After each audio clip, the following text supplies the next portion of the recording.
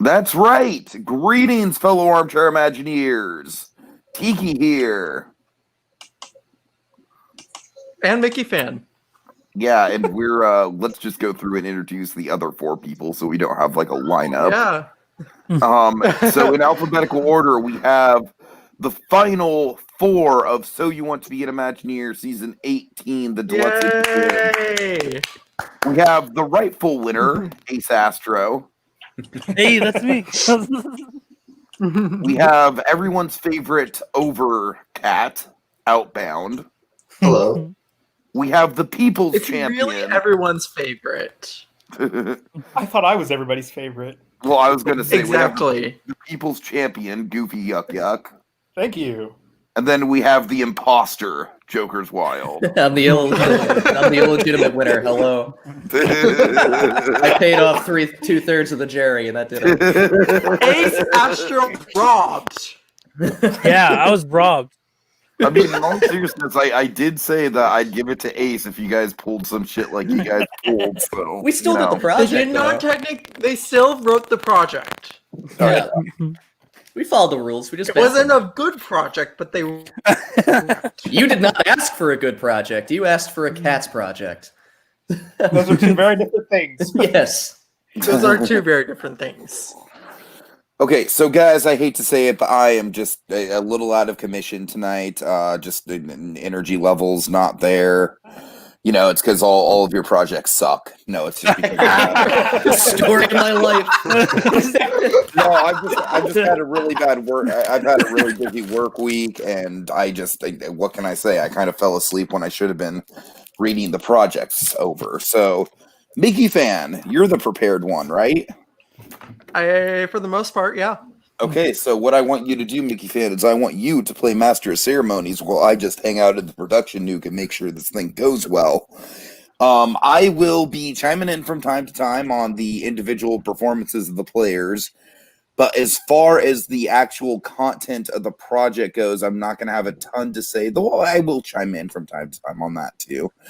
But tonight we're going through the artist project, which was the semifinals project, and that prompt was to base an e-ticket attraction off of a Best Picture nominated movie of the past 20 years. Notable exceptions they couldn't touch included Lord of the Rings, any of the Marvel or DC movies like Black Panther or Joker, Mad Max Fury Road, stuff like that, stuff of that nature, Inception. And you guys quickly landed on the artist, and we'll get into that. And then we will get into how it's about cats. We'll get into the development of the Cats project. And I'm very curious to In hear heavy from quotes. Ace. I'm very curious to hear from Ace in this, in terms of like maybe Ace and I can do like a little last minute cram session to see if we can on air develop a Cats park that is going to be yours. Please do. I need Oh, 6 Will. minutes.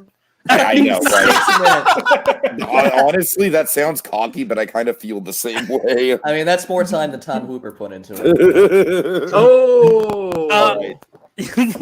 And then finally, the project that I still have not braved reading because it's so vast and I don't know anything about the games. And Play it. I don't have a PS4, dude. I'll give you a link to a very good lore YouTube channel that I've been watching. If I had a PS4, I'd be playing Spider-Man. All right, That's I'm fair. not That's playing- fair. Spider-Man Play is a Batman. masterpiece. So I A think Batman's better, but masterpiece. Spider-Man's really great. Yeah, the Batman franchise is pretty good. Got those new ones. Yeah. Indeed. Anyways, guys. Okay, so you know what? We're gonna start we're gonna go through the roster here. I actually want to hear from all four of you how you're feeling, now in the wake of the game with Joker's Wild as the winner. You guys all know your placements, 4th place through 1st place. So let's start with the 4th place finisher, Ace Astro, although of course he will Oh, no, I was the winner, so. yeah, he will still legally try and the winner. But Ace, how are you feeling overall about your performance this season? The whole storyline of you constantly wanting to do cats and then just barely getting cats. I mean, that's honestly a storyline you can't right. It's just sort of something that naturally like happens when Developed. when you're producing these dumb reality shows. So that was a happy accident on the production's point of view. But how are you feeling about your performance overall, Ace? I mean, honestly, when the season started and I saw everyone that was involved, I was like, well, if I make it through into the top half, I'm happy. I thought there's a lot of strong competition, and the fact that I even finished fourth is a win in my books for sure. Yeah, for sure. And of course, I really do think you are a big what if storyline of the season because, man, if you would have made it into the Cats project, I really do think you would have had the cat in the bag. All right, that's my time for tonight. I'll see you guys later. Thanks for coming out. Yeah. Next up, the People's Champion, Goofy Yuck Yuck. Goofy, I got to say, not to diminish either of your final three competitors, but if I were a person on the jury, I probably would have thrown a vote to you, just because I feel like you played the most well-rounded game of the three, and so I was kind of shocked that you only got the one vote. So how are you feeling about coming in third place in that jury vote? I was robbed. This is ridiculous. No, I'm kidding. How dare they? No, I mean, honestly, whenever I came into the competition, I'd never done one of these competitions. I'd seen them before, but I hadn't ever participated. And so, like Ace, I was sort of thinking, well, I don't really know how I'll finish. And then a couple of weeks in, I was like, wow, these people are all really good. Like, there's no way I make it that far. Like, I swear, every week I was like, I've got to do everything I can because I feel like I'm on the chopping block. So, I'm really everyone happy. in the cast besides Outbound feel that way. Yes. Yes. Well, I felt it too, honestly. Yeah. Pull back on. Well, I don't think that Tiki constantly painting a target on your back helped that. That's very Because true. the thing was, I was concerned that one week that someone with the one of the project leaders would get funny, and they'd put me versus Goofy or Jokers or anyone else who did something really good. And if I didn't do something really, really good that could beat the best person, I could go. That would have been again- pretty funny. Oh, yeah. I I was debating on. The whole time you could have pulled yourself off of the block if that had happened. Yeah. Yeah. I mean, I could have, but then I'd be. I didn't want to do that until the point which I was safe. See, I kind of thought that it would be funny to take project manager and just say from the start, I am nominating Jokers and Outbound.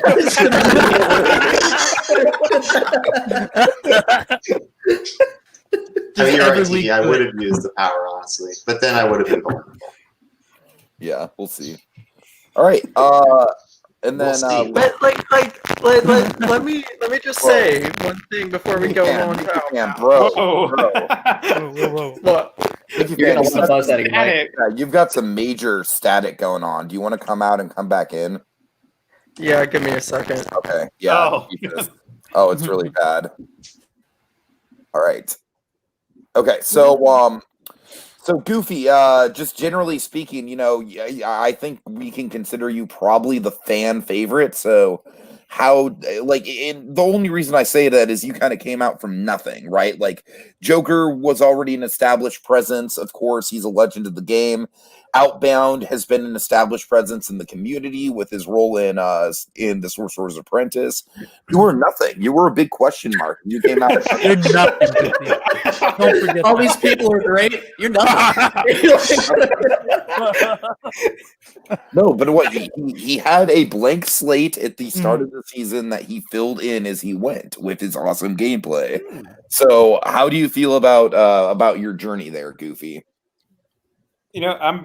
Like I said, I'm really proud of it. I think that I think that I impressed myself. Obviously, I impressed enough people to get to the final three, but I think that I still have more that I can do in the long run. But as for this season, I think that Outbound and Jokers definitely deserved where they were. So I'm proud of where I am, but they were definitely better than I was this season. Okay. And with that in mind, Outbound, let's talk turkey here. So Outbound, what I want to hear from you before we dive into the projects that I'll let Mickey Fan kind of take the lead on. I want to know exactly what your thought process was week for week in terms of like, basically, did you like from a pretty early point in the season know that it'd be pretty hard to eliminate you, with the exception of that nightmare scenario that you laid out a bit ago? And what was it like playing the season kind of from this overcap position with this power? Throughout the game, were you like kind of like thinking about who to give the power to? Were you maybe buttering Ace up along the way as the person who would ultimately get the power? What was your thought process there playing the game with the power in hand? Well, I will say there was a strategy that I developed. At first, unconsciously, and then by the merge, I was just actively doing it. And it was every other round, work extremely hard and be the MVP. Just say you're going to be the MVP and do it. Get all the stuff done. Talk to the project manager sort of behind the scenes and PMs every now and then or something. Trying to just make them friendly towards you and really try and get that nomination for Power MVP. Because that was a good idea. That is a good idea, legitimately. Yeah, it gets you to safety. Mickey Fan, get out of here, Mickey Fan. You're even worse. I'm Oh my God.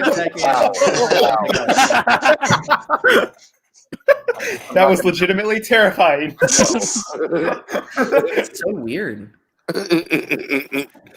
I am. Hold on, guys. Oh my God. Jesus Christ. Okay, Outbound. I'm sorry. I'm terribly sorry. Getting nominated for the MVP, it gives you not one, but two safeties. Yes. Because that round means that someone who nominates you as the MVP isn't going to nominate you for the two, obviously, that are going out. Plus, you get the safety. So what I would do is I'd work super hard one round, try and get the MVP, and then the next round, just do a not nothing, because then people might target you. They might be like, hey, this person isn't doing that much, only certain rounds, blah, blah, blah. Try and just do a little bit of like my own work. Usually I just concentrate on like one thing and just work on that. And that's what I kept doing. So just for example, it worked great in the merge, because the merge, there was no like, did you win or did you not win? There was just, there was always getting it. So I got the MVP at 10. 9, I just worked on this app functionality. That's all I did. Didn't really do anything that big. Okay, just went through 9. Then 8, I did all this stuff. And I actually, so I actually told Dash beforehand that it would be a good idea to be, I didn't say you should. I just said, hey, if I were you, I think you should take up project manager. And that was for 2 reasons. One, I was just trying to be nice, because I thought he was kind of at the chopping block. He was a good player. But 2, I also was thinking, well, if I get really friendly with him, he might be more willing to nominate me too. So sure enough, it happened. I did a lot of stuff though too for literature. And then I think the next one was Kirby, and I just did the website, nothing big.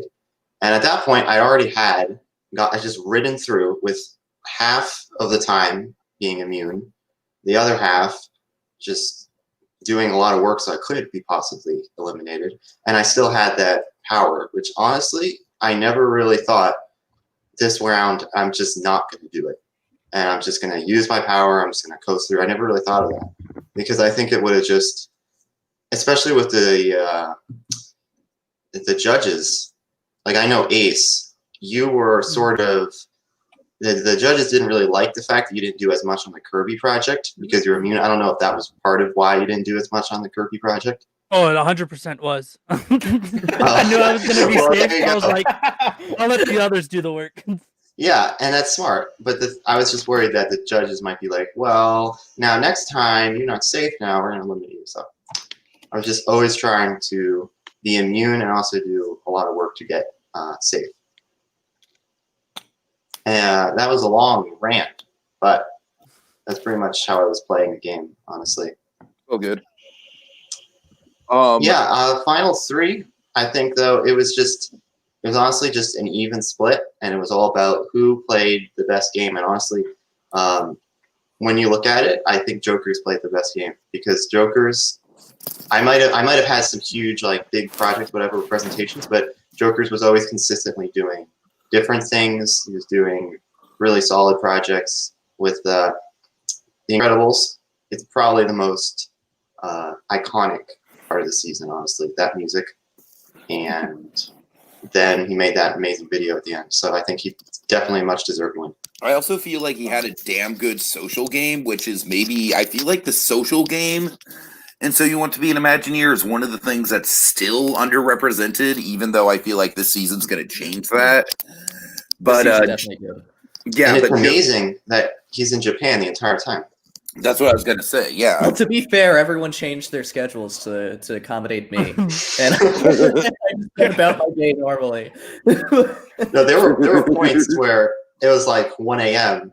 and it was like, Jokers is the only one who should be up right now. Right. I remember both of you guys tell me, like, hey, it's 4 a.m. Like, where are we at? Like, hey, guys, it's 3 p.m. I just left work.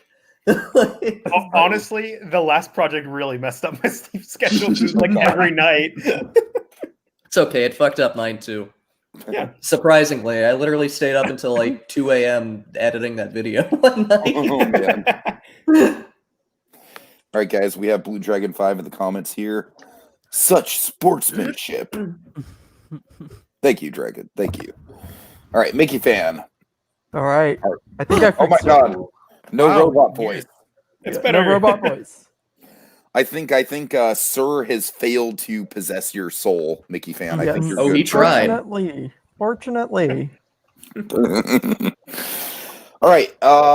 So Jokers, that leads us into you. I just want to hear your kind of, winner's speech monologue thingy. Yeah, I mean, I was not expecting to win. How does it feel to be like the game's 2-time winner? Also, I propped you up as the greatest of all time. I genuinely think that the 2 games you won are a little bit more varied and diverse than the 2 games that BasketBuddy won, mainly in that you didn't just rely on concept art. Both your games, you were facing really ridiculous circumstances, especially the first game you won, Season 9. Which, I mean, Season 9 was a shit show. Fun story, folks. Season 9, he opens Walt's Vault, gets sent straight to Outcast Island, has to work by himself for like half the game, gets scheduled fucked at the merge, and gets sent right back to Outcast Island. Yeah. And yet somehow he still wins. Yeah, and for people who don't know, Outcast Island was a way to keep people eliminated in the game. So you would get sent there and you would have to, like, quote unquote, redeem yourself to be put back into the main cast. And I just kept going back there through serendipity. And then I won, so it's okay. But then this season was like, I don't want to say your Outcast Island win wasn't legitimate, but of course with all those twists, it was a weird win for sure. Oh, absolutely, yeah. But then this season, man, you really came out guns blazing. This was a totally legitimate win, just in every way, shape, and form. Oh yeah. And so how does it feel to be the GOAT? How does it feel to be among BasketBuddy as one of the game's two-time winners?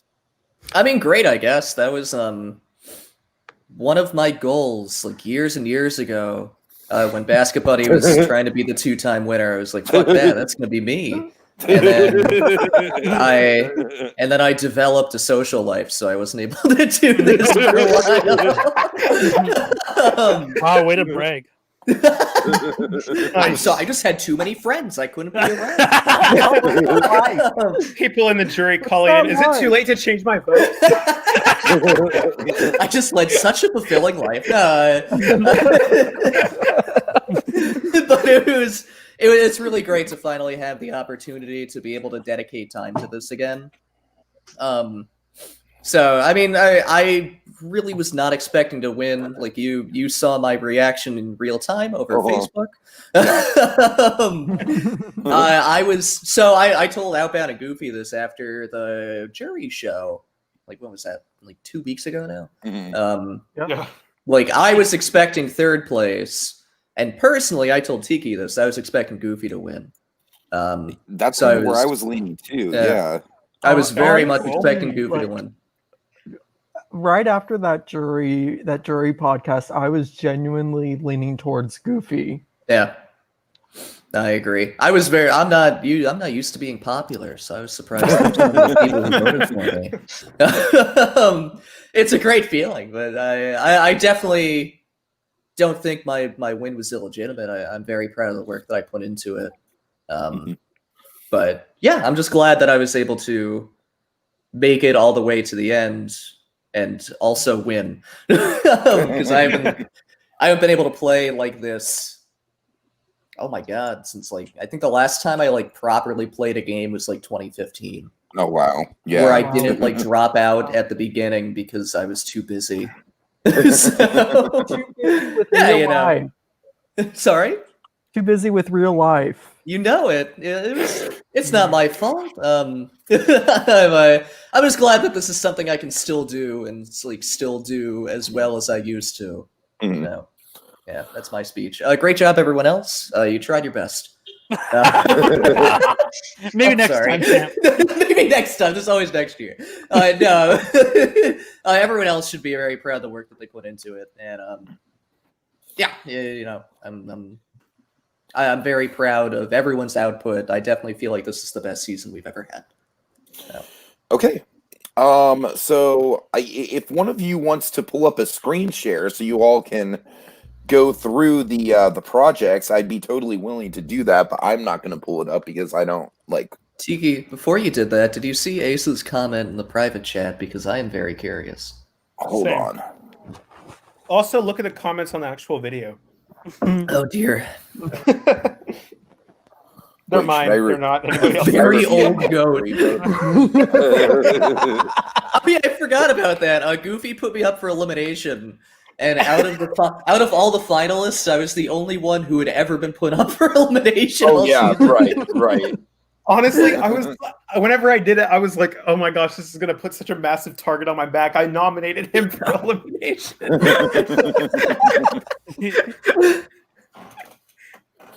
All right. What is your jury vote, Ace? All right. So boy. I went back and forth a lot on this, and in the end, I picked Jokers. It was tough. I am greatly appreciative. So it was tough, right? Because I mean, Outbound should have been the obvious one between, you know, all the work we did with the Minecraft one, and then he saved me and all these things like that. But to me, it was exactly what Outbound said, and it was that, you know, he did the presentations and all of that, and he did them well, but he was always a presentations guy, whereas Joker's Wild kind of was consistent across doing anything, right? He'd do the music one week, then you'd do a presentation the next week, then you'd take the charge with the writing the week after that. And so it just gave me more breadth. That was the reason I voted Jokers, but it was not an easy decision. I wrote my answer and deleted it a few times. Thank you. and it was close. It was one vote away. Absolutely, yeah. It was, yeah. Very close. That could have been you, Ace. It was. We all know. I'm the legitimate winner. Yeah. Oh no, I mean you could have decided. You decided who won, literally. Oh, I should have picked Goofy and just thrown it all out the window. Oh god. Yeah, man. Tie. Honestly, best case scenario, everyone won. I would have loved that. Best case scenario, first two places tie, so then I get the win by. If you guys want to know what would have happened if we would have had a 3-3-2 vote, yeah, Goofy would have voted between Jokers and Outbound. Oh, why didn't you vote for me? I should have. We just love throwing Goofy under the bus. Yeah, I know. Give me one more big decision to make in the game. I'm changing my vote right now. It's all on you, Goofy. It's like the third time you've had to do that. This I know, It's like every other time I come on a podcast, I have to choose who's going home. All right, guys. Now I am going to turn it over to my good friend Mickey Fan, assuming Sir hasn't corrupted his thought waves at this point. I think he has. Okay. So Mickey Fan, we just went through everyone's gameplay. What I want you to do is specifically to go through the projects. Yeah. Make me proud, buddy. Tag team the sucker. All right. And I will be listening in. I'll chime in when I can, but I don't really have a ton to say in this department. Okay, go for it. All right. Screen share. Are we doing that? I have it if you guys want to do it. Cool. So let me get it pulled up. Okay. Wait, yeah, hang on.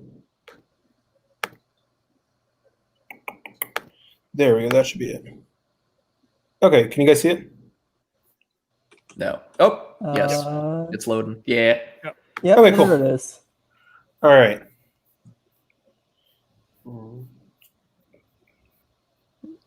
There we go. Okay. There's the artist. There she is. Yep.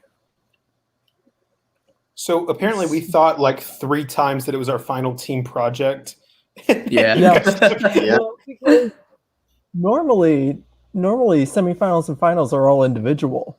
Yeah. Mickey Van and I and the rest of TMNT were having a good laugh at your guys' expense because it was all very sentimental. Like, this is the last time we're going to work together, guys.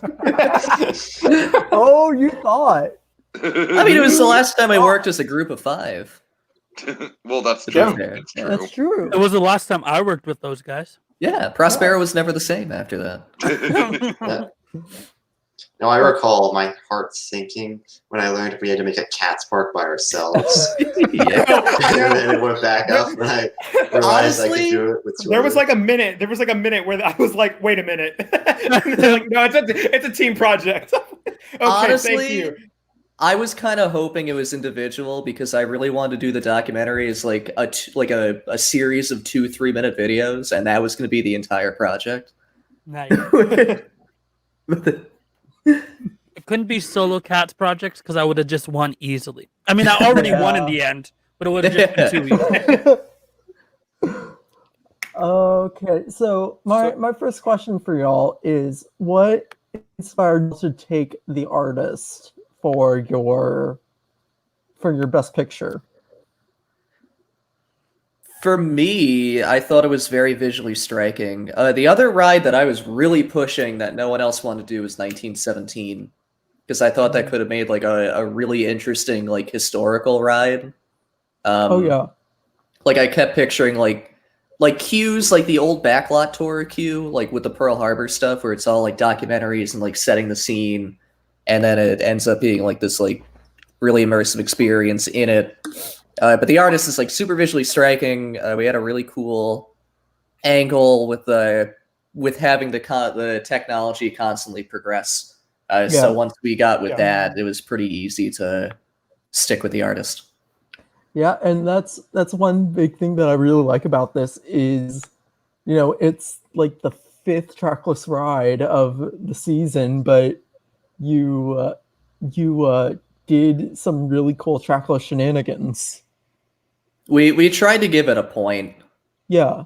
Yeah, that was something that we definitely talked about whenever we were, whenever Jokers and I were, working on the actual ride layout and stuff, was that we wanted to actually be like making good use of the trackless stuff and not just, oh yeah, it's trackless, so it's like a dark ride plus. Yeah.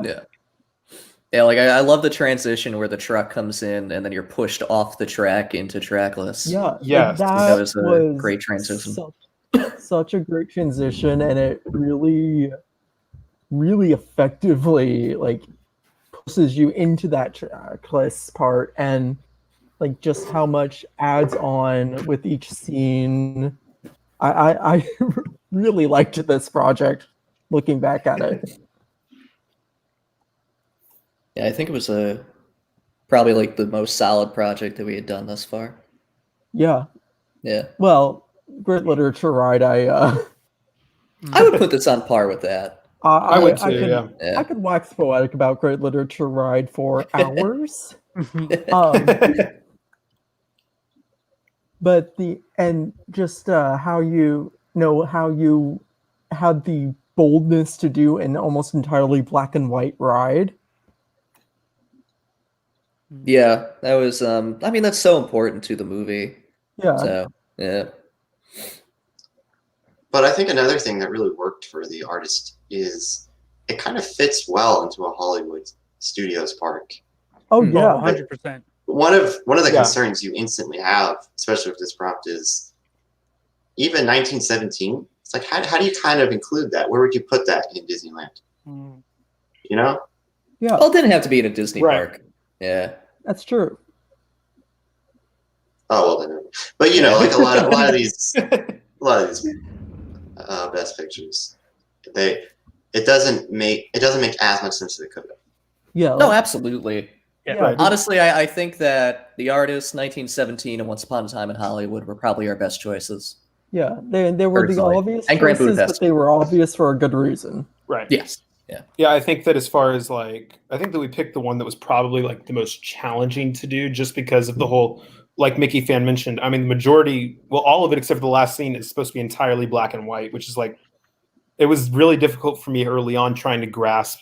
Okay, so this is going to be entirely black and white, and we were trying to figure out, how would music work and everything, because it was like we're basically stripping half the senses. It was really tough trying to figure out how to do it. But I mean, I think that we did way better than I was expecting, to be honest. Absolutely. Oh yeah, like this could have gone really bad, Mhm. Yeah. Yeah. and you just pulled it off so well, which is frankly a common theme in this entire season. Making ideas that shouldn't work. Oh yeah, Like Yogi Bear. like Yogi Yogi Bear! Still the greatest project of the season. It's certainly the meme of the season. Yeah. Well, it's between that and Cats for the meme of the season, though. Yeah. Oh, And yeah, I just, this is just a really, really great project.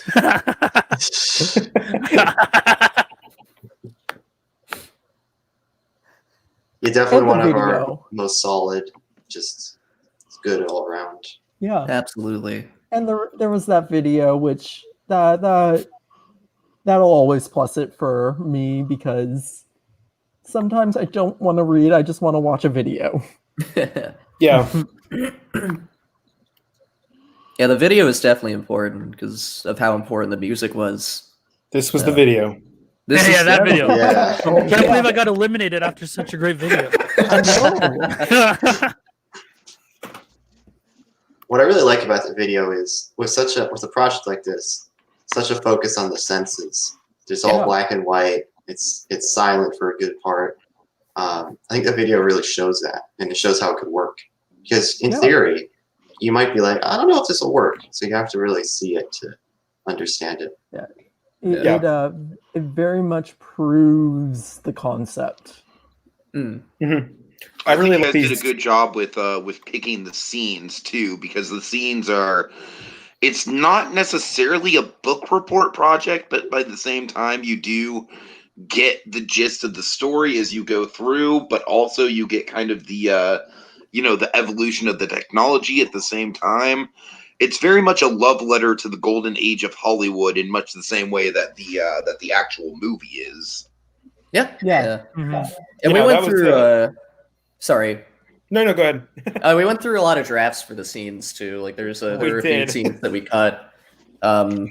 In my original draft for those scenes, there were a lot of like montage hallways.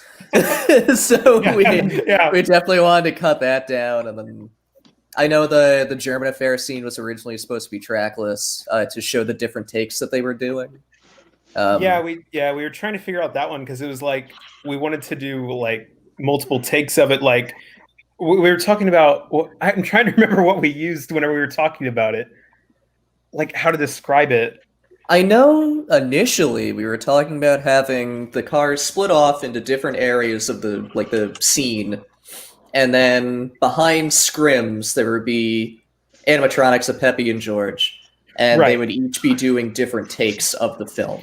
Yeah, and we were trying to figure out how that would work because initially we were like, well, it'd be kind of cool to just do trackless the whole time, and then we thought about it more, and then I think it was me that suggested like a fake track ride. I think it was. Goes into trackless. So it's kind of like an evolution of Runaway Railway in a way. Yeah, kind of. Yes, exactly. Can I say way more than 3 times in a sentence? Say it as much as you want.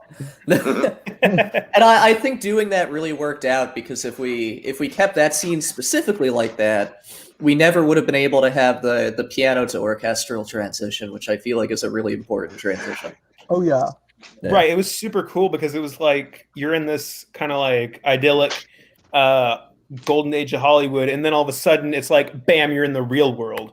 Yeah. And it's actually, there's more to it. I thought that was super cool. Yeah. But I remember whenever because it took us a couple of days after we decided we were doing the artist, Jokers and I knew we were going to work on the ride scenes together, and we were messaging back and forth, and it took us a couple of days to nail down what we wanted to do. And I remember waking up at like in the middle of the night, and I looked at my phone and I had a message from Jokers, and I was half asleep, and he's like, okay, I think this is the final version. And I'm like, okay, sounds good. And I wake up the next morning and I'm like, wait a minute, was that a dream? And I look at it and I'm like, oh my gosh, I actually did that. I was like, oh my gosh, I actually did that. And then I was like, oh, good. They're what we want to do, though.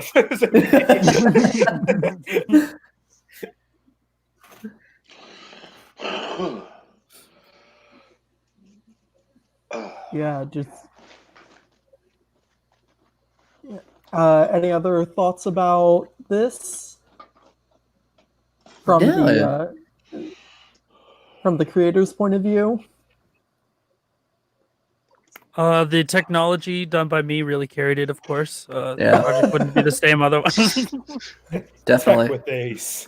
Yeah, tech with Ace. It wasn't tech with Jokers. I'm just saying. We should have had that every project. We should have given Ace a tech corner.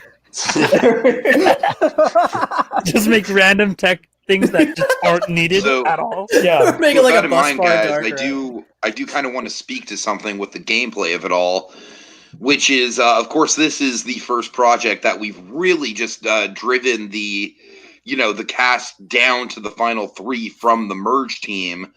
So with that in mind, I mean, I'm very curious. Was it an additional challenge to make sure that you stood out, and and of course there wasn't really any room to hide behind losing to another team or winning to another team, and obviously with the jury, with the judges' scores, that was basically just feedback at this point. It didn't really matter. So how did you all navigate that side of things? The whole where you knew you needed to be the best that you could be every single round, but by the same point, you needed to rely on your teammates as well, even though your teammates were your competition. I mean, I didn't. I never think about these games like that. I just... And this is why you fail. I won! Not anymore. The victory's been taken away. Did you, though? Yes! There's a whole video about it. It's 13 minutes long. I'll quickly dub over it and just say Ace Astro. Robot voice. Yeah. And the winner is Ace Astro. Right, nobody else was thinking about on the sheet. Nobody else was thinking about the meta game. Well, I will say the names behind every single part of the project, which is nowhere else. It's just this project with the video. It says Jokers and Outbound. Even before this video, there's 3 people that get named as the people that were in the video. That was intentional by me. And I kind of feel bad saying that. What? The betrayal comes out. Well, and no, this is why I didn't vote for you. I made sure Ace to add tech with Ace to everything when I was compiling. Watch this again. Composer, Joker's Wild. Well, that was me. Oh no, that was Outbound. Animator, Outbound. Graphic designer, Goofy Yuck Yuck. He rigged the game. Your name's still did there. Something, Ace. If you would be on there too. Yeah. If there's anyone who was slighted, it was Dash. Yeah. Yeah. But Yeah, that's true. Jack- Although he wasn't there as much. right? No, he No. kind of dropped he off. had Yeah. he had computer issues or something. He said. Yeah. Yeah. For me, I wasn't honestly. I was sort of thinking. I'm like, okay, with the video, I knew that Joker's was going to be going to the finals, and I knew that Outbound was going to be going to the finals.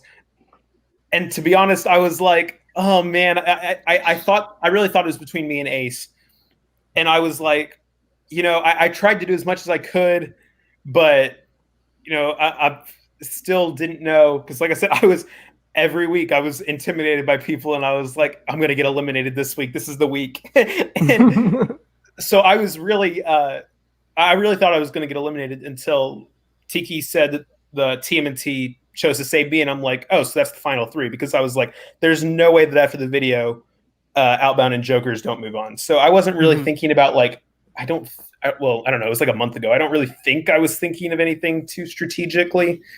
So. Yeah, my most strategic thing in the game, other than nominating Jokers for elimination, was getting Outbound to say that if Ace was safe and I was on the chopping block, that he would save me with his powers. So that was nice.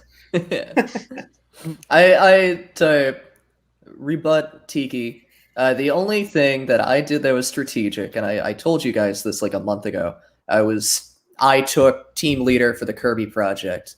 Specifically because then I wouldn't be up for elimination because there's no way they're going to eliminate the team leader because I know how these games work. And I had full control over who was getting eliminated. Yeah, that's true. Okay, so you thought. See, so... Well, yeah. See, I was sort of thinking about it. Okay, so I did do something sort of strategic, I guess. So whenever I was project manager, the last project before the merge... on New Citra, and we lost, and I nominated Jokers and Nigel, and I felt really bad. Oh my god! I know. I felt so bad about it too because I was like, I'm like, okay, realistically, they did the least amount of work probably, but I was like, yeah. Jokers told me afterwards. He's like, I was fully expecting to get nominated. Yeah. I'm like, okay, so he's not holding it against me, and then. Yeah. Nigel got eliminated, and I'm like, oh man, I feel so bad. And then like right after the podcast, Nigel is still in the game, and I'm like, oh my gosh, the 2 people I nominated are both could both be on the jury.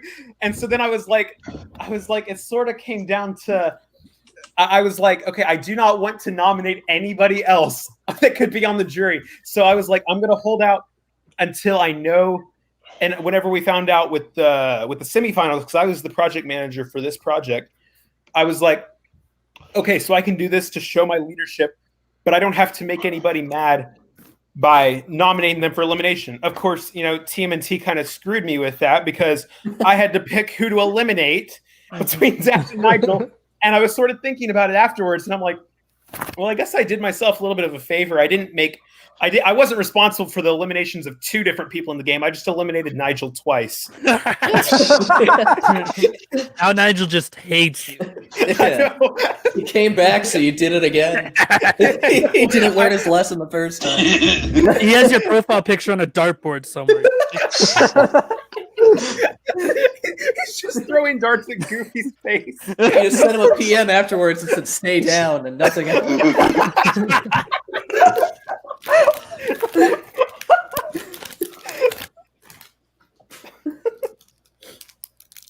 So this project was great. I think everything went very well. Everyone was firing on all cylinders.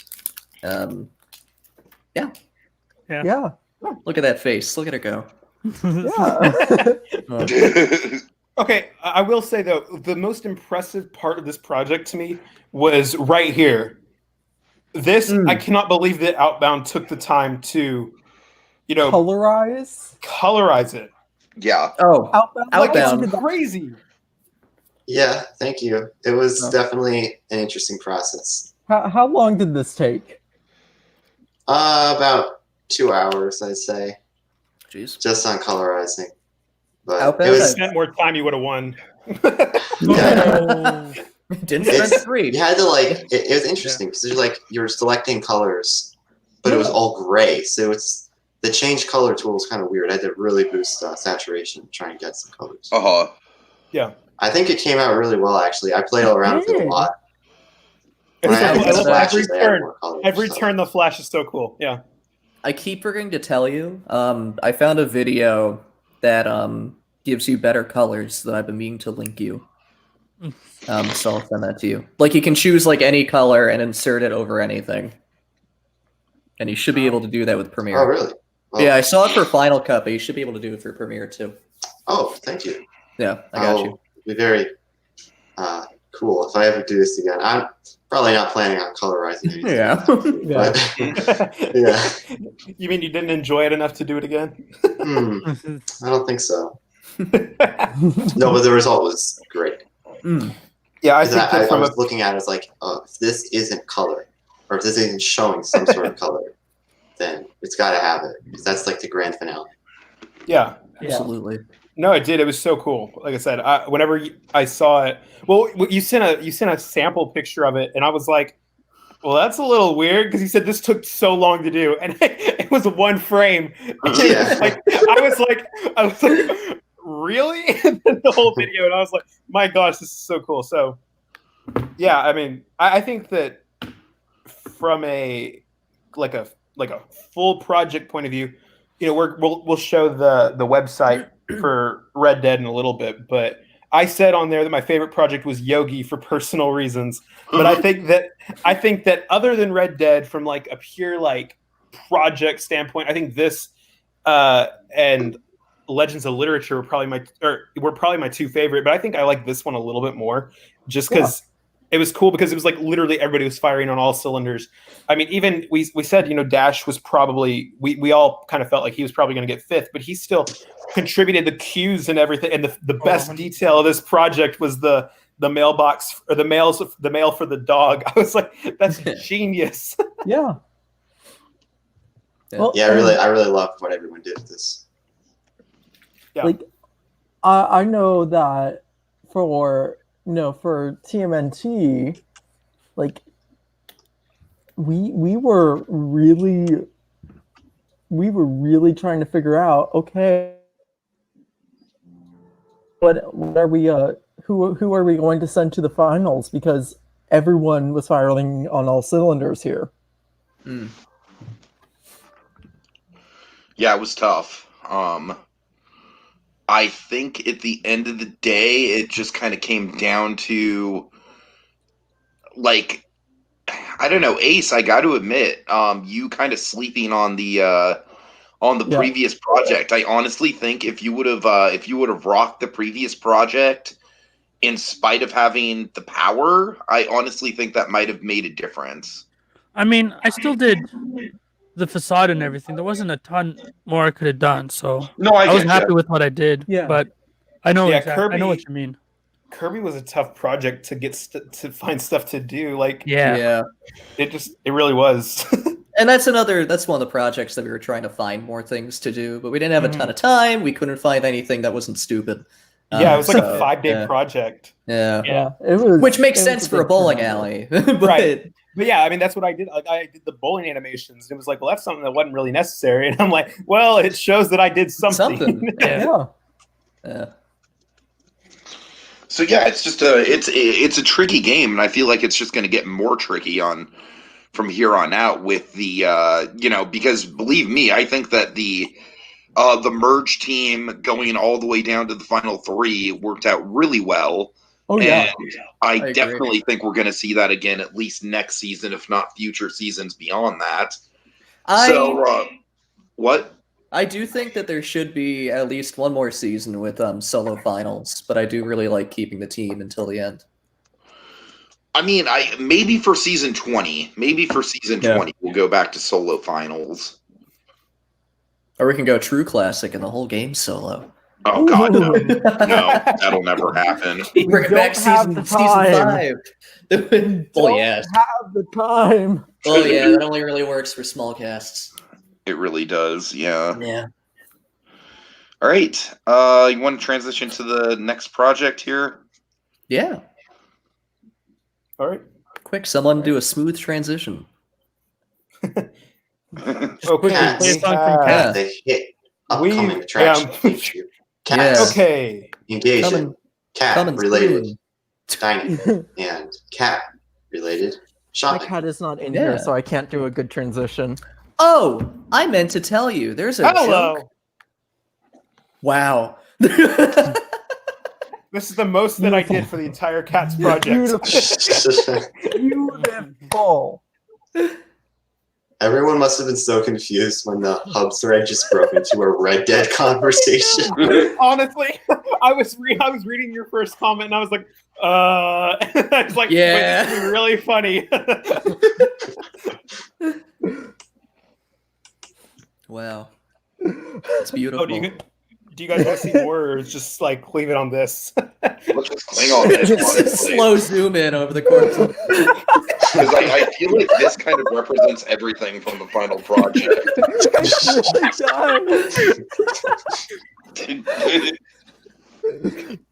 Keep going. Keep enhance. Oh wait, there we go. Oh, I'm doing more. I couldn't really get the ears to cover up so you can still see the hair and stuff.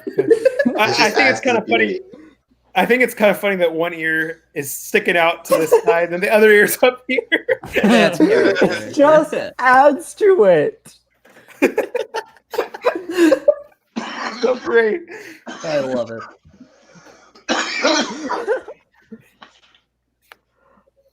Okay. All right, Ace. Oh, Ace, Yeah. what do you think It's about that? Okay, 10 good. out of 10. This was the whole project. Yeah. Definitely the best part of the project. We spent a full week making that visual. You didn't like cats. All right, Ace. If we were to collaborate on this thing, how do you think we would have approached it? So I think there was parts they did well, or at least they had. It doesn't have a nose. I just realized.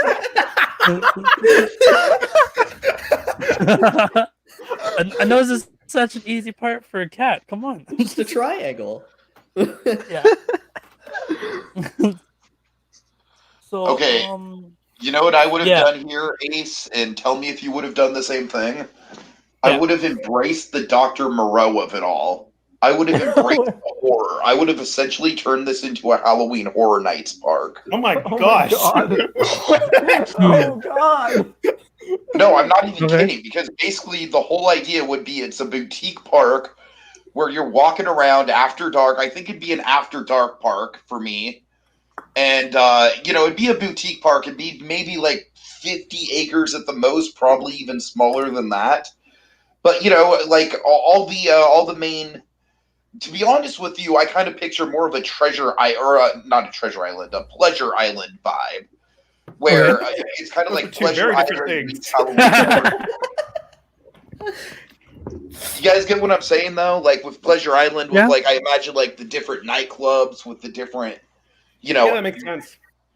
and then, but with Halloween Horror Nights, the element is, like, these horny-ass cats want you to join in their weird fucking Jellicle Bowl, even though you're really just tourists who are there to just drink and have a good time. So it's Tiki, I basically- say this with love, but you are not the Jellicle choice tonight.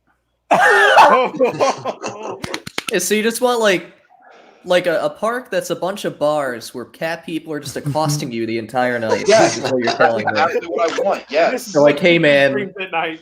you want to get out I of think here? we And have a lot to unpack here. I want the Ian McKellen. I want a guy who's a spot-on impression of the Ian McKellen cat to just come up to my side and just fucking nuzzle my skin. Just say like, meow, meow, Side meow. you don't understand how close I was to asking Mew to do an Ian McKellen. Oh, Because I God. figured he could. I was this fucking close to ask him if he could do Ian McKellen. Tiki would have been like, Mew is the champion. So the whole thing would be kind of like a moral where it's like the cats are almost kind of like punishing you for your indulgent night on the town. So it's Dante's Inferno. What? Which is already what the park is. I'll be honest. Though. Inferno with cats. Yeah, our park was already the 8th layer. No, I'm just saying. Like I said, it'd be Universal reeling in their Halloween Horror Nights experience to create something that's truly grotesque. Man, that's scarring. Yeah, I'll be honest. So much to unpack with this idea, Yeah. TT. The idea is essentially to make an experience for guests that's just as visceral and uncomfortable as the actual movie.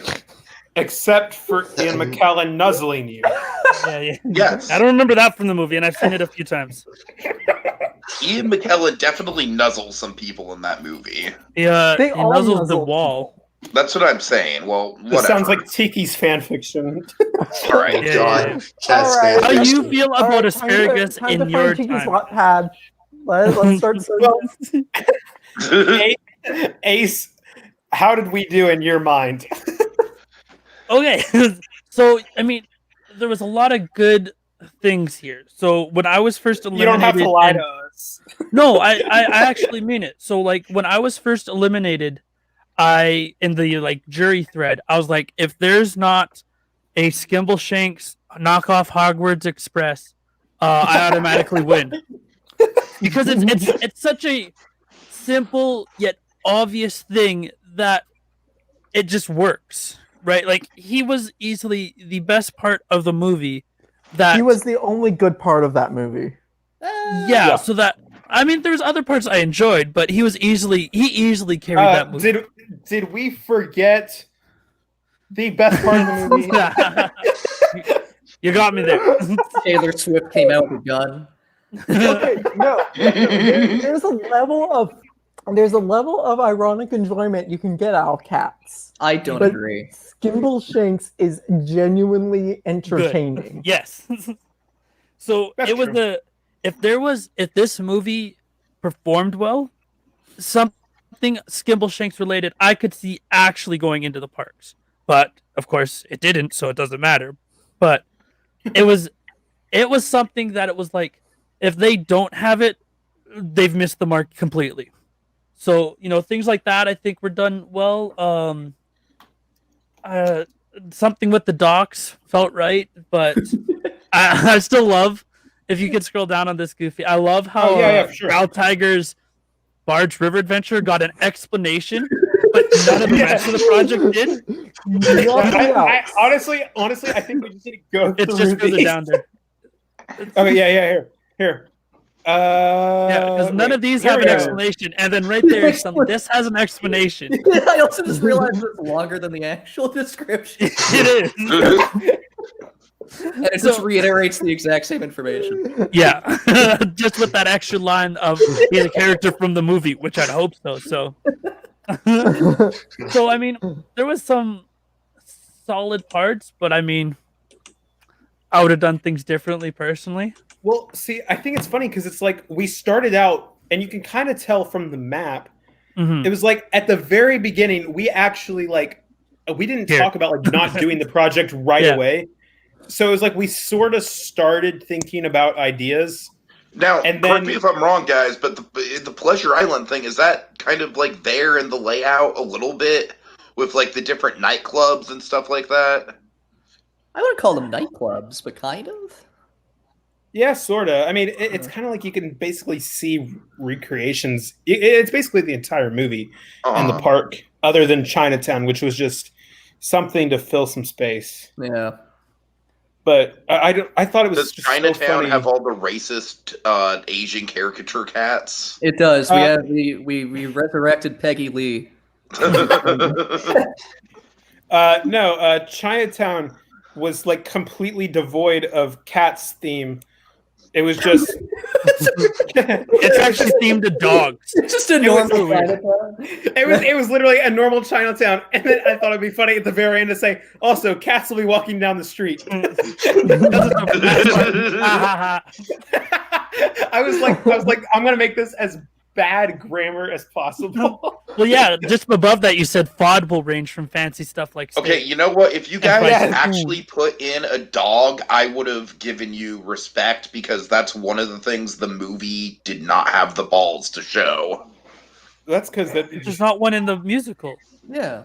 Yeah, I know there's one in the musical, but we should have seen the live action interpretation of it, damn it. I mean, I don't know. I mean, the song is not. The cemetery is my favorite part. Not to Okay. toot my own horn. the cemetery is just so great. And then it's just so good. It's the part that I'm most proud of. The Best Picture Oscar for The King's Speech. License Gate. It's so good. But yeah, it was like, for me, I was like, I just want to make this as bad Imagineering as possible. So I was like, Yeah.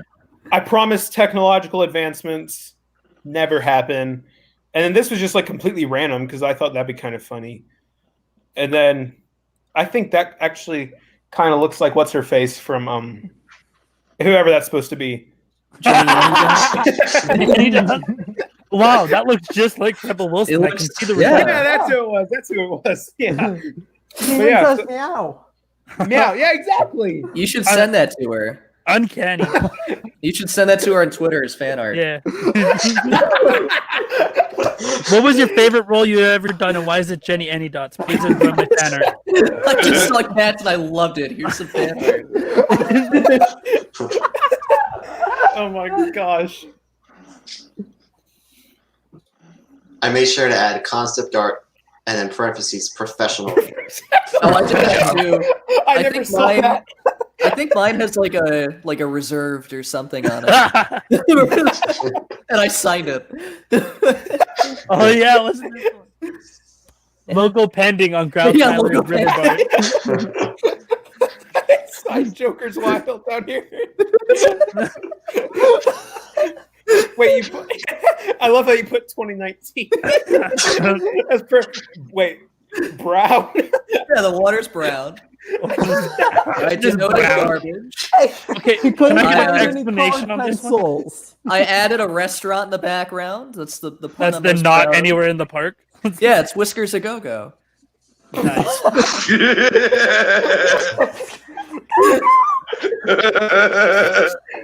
There's just so much to love about that.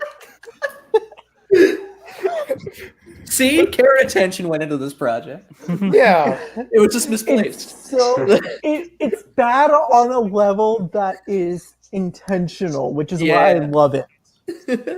The hot dog stand next to Big Ben. My is so the only thing that I would have liked to have seen with this project that would have kind of sent it over the edge for me is I would have liked to have seen more disturbingly realistic concept art. Well, Like- see, I mean, I just- it's pretty realistic. it's realistic. Exactly. It says professional. No, honestly, it was like I don't know enough Photoshop to do that, and also I kind of wanted to spend my time on Red Dead. No, Yeah, that's totally it's- fair, but I'm just saying as someone where it's like obviously I'm way more invested in the cat side of things, so I I really do think that Right. if I Scroll do have down. one nitpick, I do think that you guys could have That looks just like Skimbleshanks. It is pretty accurate. That's the best concept art of the whole thing. Is And he's tapping away with his arms up. Oh, I don't missing remember him is his tapping on top of the mustache. train. I don't see any feet though. We're taking. Ooh. And his There are tail's not feet. attached. Where's his? That's Why how- is his tail not attached? That's how fast the feet are moving. It's just blurs. They just flew off. They can't This be is- seen by human eyes. This is the best part of the park. You just I threw that in. intentionally added like a Shutterstock. It would have contained trackless dark ride number 832 of the season. Oh man. Oh, this I was so proud of this. See, this is realistic Photoshop. Yeah. It's like that she's really there. Exactly. Fair Oh, enough. So great. So And good. then Okay, you know what, documentary was guys? great. Do you have the volume on? Like, I think we should just let this documentary play in full because this is fantastic. It is. Yeah, let me get that. Here, let's see. You might have to unplug your headphone. Yeah, I was gonna say you're not gonna be able to hear it. Whoa, that was really loud in my ears. Okay, hang on. I can see us Okay. and recommended.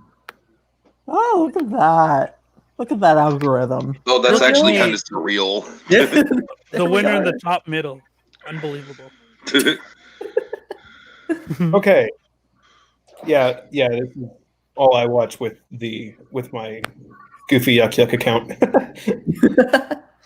Okay, here it is.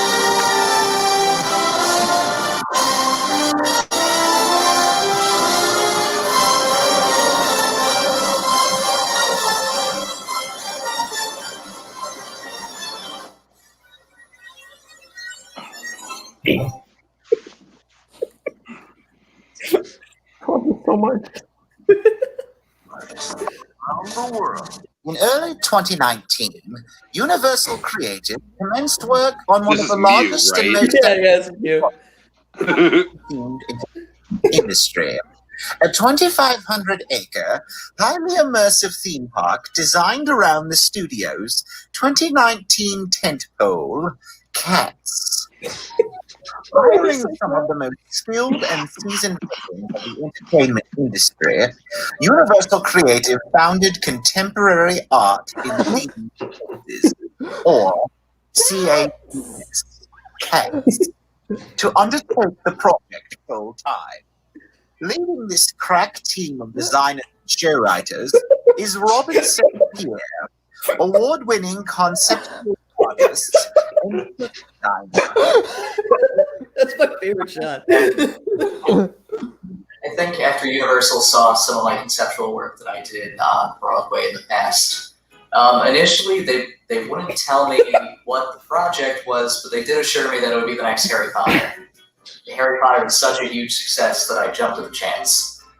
They didn't tell me until after the fact that it was Cats. It is here that this set off to do the impossible. Most of the equipment hasn't arrived yet. Nothing's really arrived yet. But I have a table, and that's all I need. So we've worked at a place for the romantical and cynical cats, but I'm still trying to work out where to put the rabbinical cats. There's a joke in here that I thought of 3 days later, and I almost edited it out. Most of the creative team dropped out when they found out that the part was about cats. Guess there were more dog fans, right? My favorite part. Or maybe not. So the only real concern that I have is the balloon show for the end of the night. What about it? This bit is going to go on to be a classic. It is. I really like this bit. Yeah. Totally alone in the middle of the night. It'd be a great personalized experience for guests that want to have the perfect Cats experience. I mean, we need someone in the balloon with them. We can't just send them up alone. There wasn't anybody in the balloon in the movie. That's not the point. We can't send random guests up into the air at night with Says nothing. who? I think you're missing the point. Universal wants a totally immersive experience. You can just picture the Brazilian that got chosen, landing in the middle of I-4. I'm gonna have to go with them. I don't feel comfortable sending children in a hot air balloon in the middle of the night. That's what we don't I just worry love how self-serious Evan is in this bit. What if we gave guest instructions? Yes. It's a word. In the years since we started this project, we've really been able to work through a lot of growing pains and a lot of kinks, work out a lot of the kinks that we've had with the project initially. So I'm really excited with the result. I think Universal will really enjoy it. Recently, we've gotten the tech crew working out the name generator that we're going to offer to guests. My name is Bimothy Temples. Yeah. From Tiger's Garbage Barge River Run to Scrimbleshanks Railway. That's shaping up to be perhaps the most successful theme park ever opened. It's her! Universal We got the Annie dots. I can't believe you got her for it. Park's first year alone. Great, so I just want to confirm that we have the pitch packet all set and ready to go to Universal. Yep, we've got it all. All the concepts are together. Same thing with the concept art. Perfect. Universal's really banking on this. I know that they're trying to drive to push ticket sales in the park to drive ticket sales for the sequel. So we're really going to have to knock this out of the park. Aside from that, I think everything that we have is very solid. So I think that we're good to go. We're just going to have to wait for the green light from Universal. Yeah, Universal's trying to get some tax breaks on this park, so we're officially partnered with the ASPCA. Okay. What does that mean for us? It doesn't really do anything, actually. It's just a way to drive the park for cat adoptions. So there might be some adoption drives, cats walking around the park, maybe an adoption center. Nothing huge. Okay, we're just gonna have to we're gonna have to make sure that the real cats are away from the fake cats. I think that'll cause issues going down the road. Bella? Yes. Okay. Okay. Thank you. The pure joy.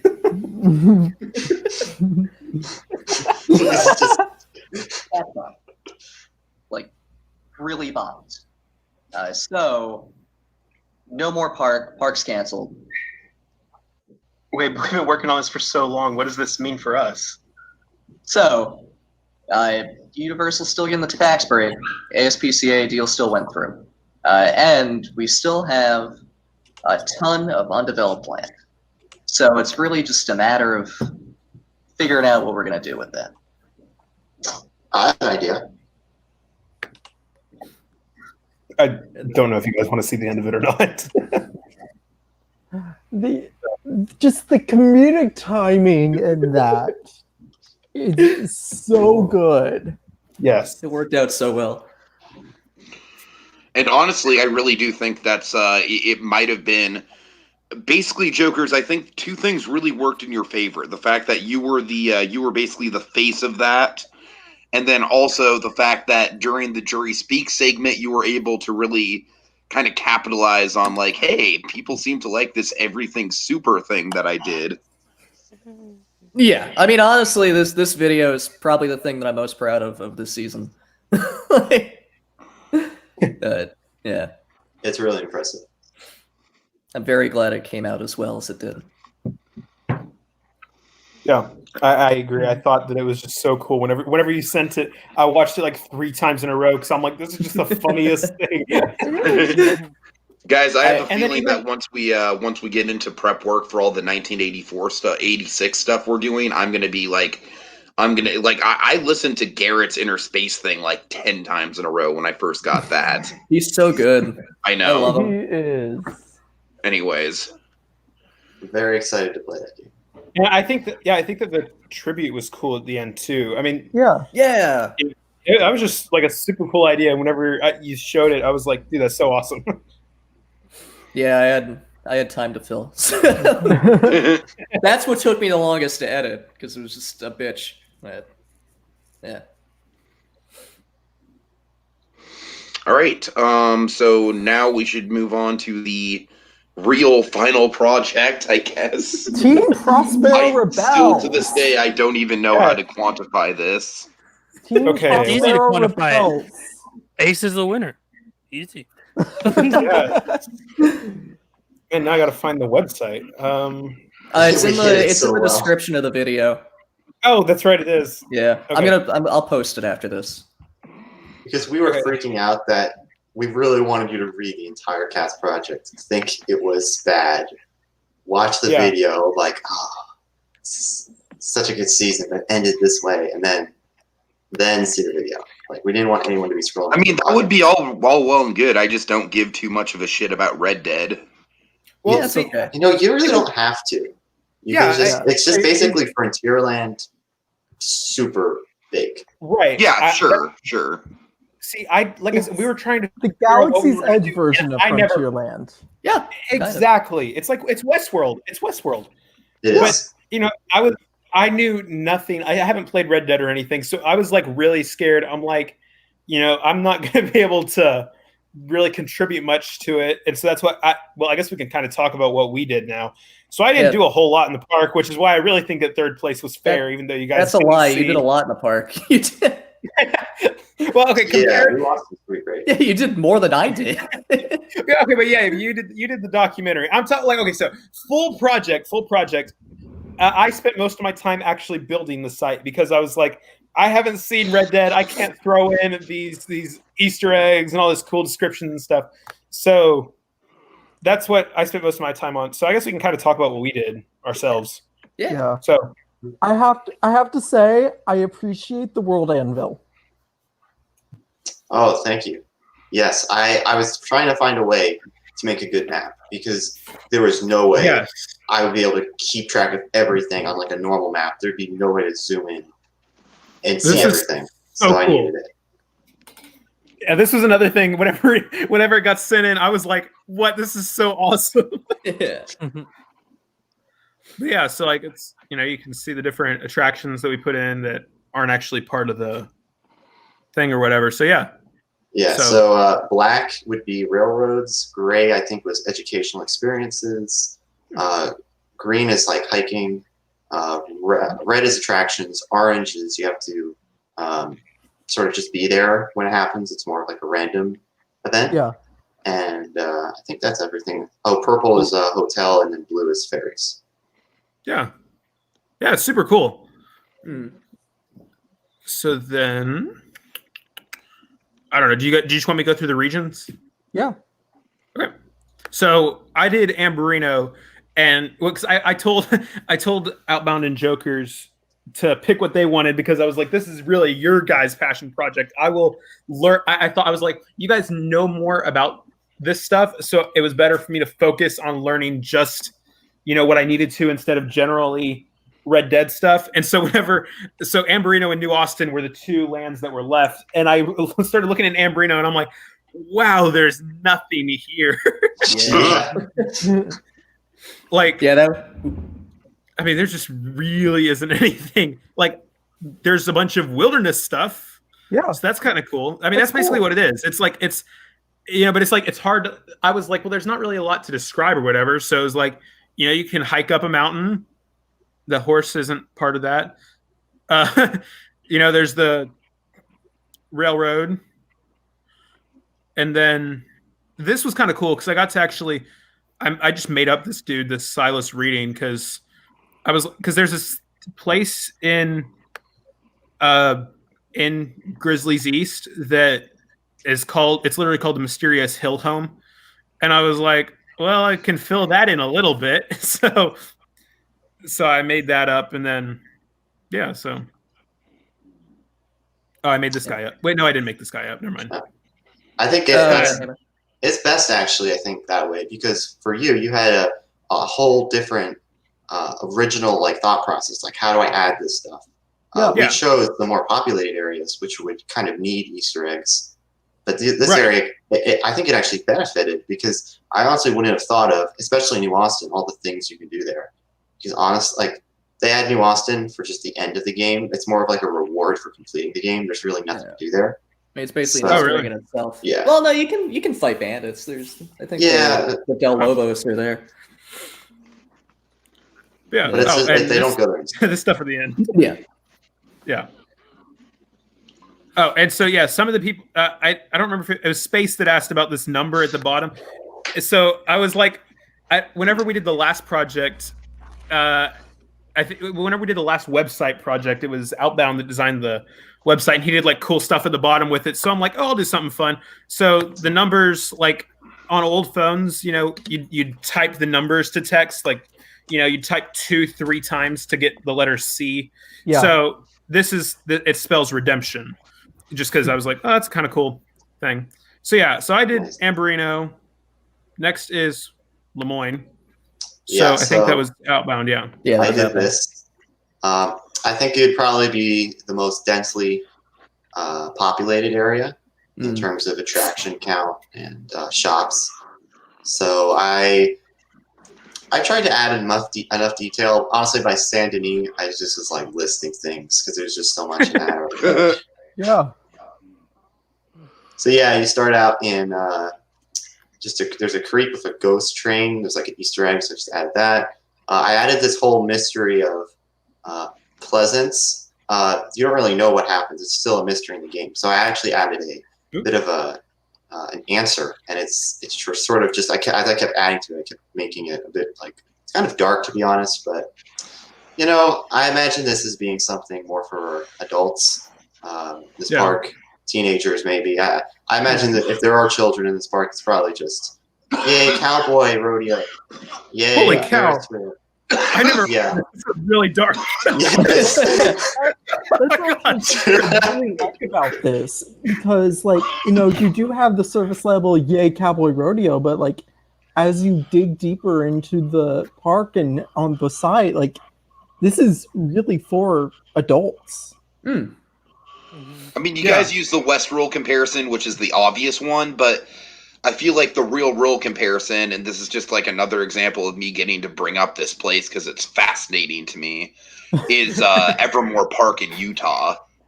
Oh, yeah.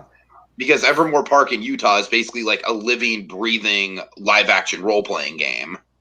And this, I imagine, would be the same way, where it's it's less about the...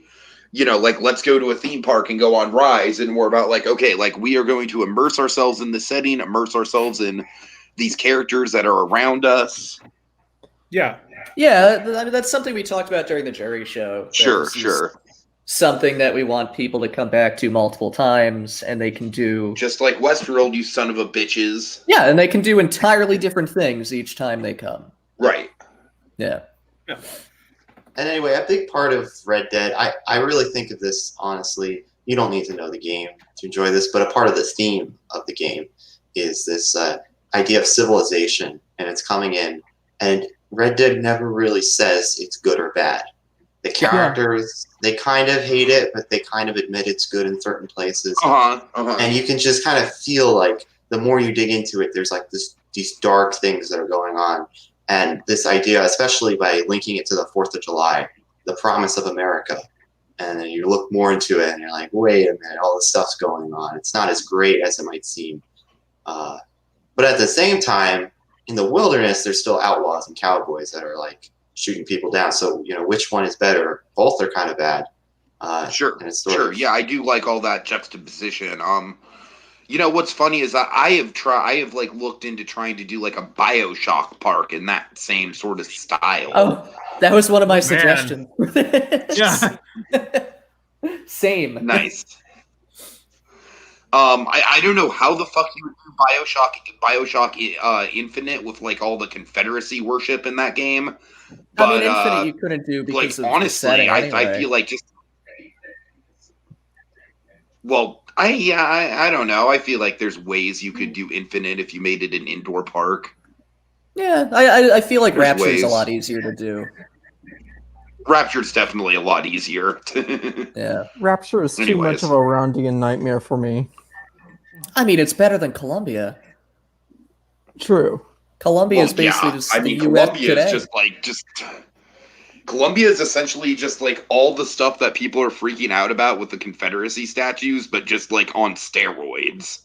Yes. Yeah. But yeah, the Lemoine was Moving great. on. Yeah. Yeah, I was please, let's not linger on this point in the conversation. Yeah.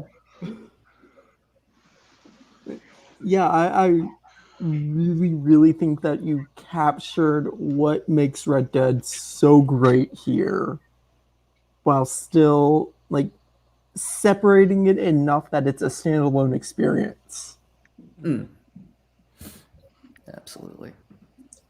I, for one, I think my favorite part, not to linger too long on Lemoine, but my favorite part would be Saint Denis, even if I didn't give it as much detail, because honestly, I had no time to it's just massive. what would be going on. But it would feel like its own park in a way within the park. It's just so much stuff's going on, and there's so many districts. Like you're just looking through them now. Like there's a Chinese district, so you get like Chinese food there. Ooh, like there's cats. Yeah. Better though. There's a French court. So, it's kind of like, think about it. We have a massive Frontierland, and we also have a massive New Orleans Square. Yeah, definitely. Definitely.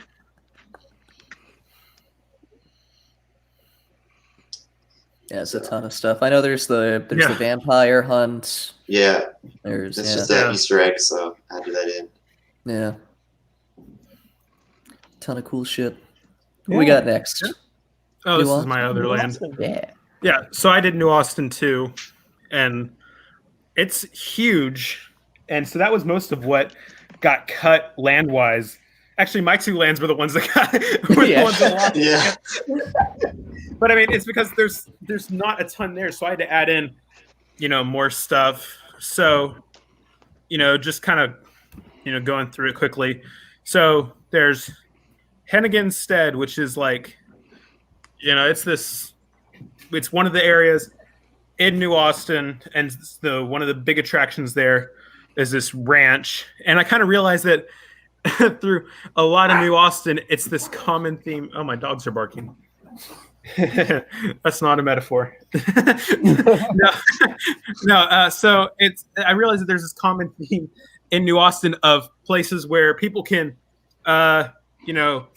get food and play horseshoes, and they can play cards and all that stuff. And I'm like, well, I can't keep repeating this over and over. So I ended up taking a lot out.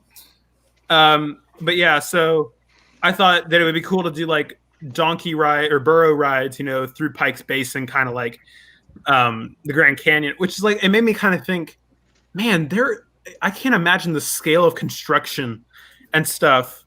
Like, you talk about how Disney World was like a major feat of engineering and, creating the space and everything, but like to create all this natural stuff, well, sort of natural, like that'd be crazy. So yeah, I kind of realized afterwards that I was basically borrowing a lot of this stuff from old Frontierland stuff. So like, this is kind of like Western River Expedition and stuff like that. And then this was just another little area that's, you can hang out and do stuff basically. Chala Spring. I don't know how to pronounce that. Kala, something like that. Chola. Yeah, okay, the one I didn't say. Chola. Chola Springs. Armadillo is the big thing there. This was cool because it was one of the first things, because Jokers, if you want to talk about this a little bit more, you can, because you basically told us, you kind of laid out an outline of what attractions that you could think of for the areas. And you basically laid this in my lap and said, well, a couple, in an Imagineering competition a long time ago, I did something that would work really well here. So I basically copied and pasted your description of it. Oh, the Stagecoach Ride? Yeah, Stagecoach. Yeah, that was a ride system that I helped develop for Sorcerer's Apprentice 3 back in 2015. And I just think it's a really great ride system, and it lent itself very well. Because I think Goofy brought up a Stagecoach Ride. Someone other than me brought up a Stagecoach Ride. I was like, oh shit, I already did this. Here you go. So yeah, we ended up using the ride system from that for this. Yeah, almost all the words in this description aren't mine. So it's his. And so then Fort Mercer, and this was kind of something that we talked about a little bit with the guns and stuff. So I thought that was a cool idea to do like a airsoft war or something akin to that. And then another farm and stuff. And this was my favorite part, was this Gaptooth Ridge area, just because of this. There's Tumbleweed, which is like this ghost town, and I was like, well, the only way this is really going to work is to like do a tour or something, rather than let people just openly explore this place where it like literally looks like floors could fall on upper stories or whatever. I was like, I'm not going to risk that. So, but yeah, this was something that I thought was super cool. It's the Gaptooth run, and so I kind of wish that I'd spent more time talking about the technology behind it. Just like, I mean, obviously none of you guys knew that this was my stuff, but just sort of because I thought that it'd be kind of cool because I sort of talk about a car jumping a chasm, like the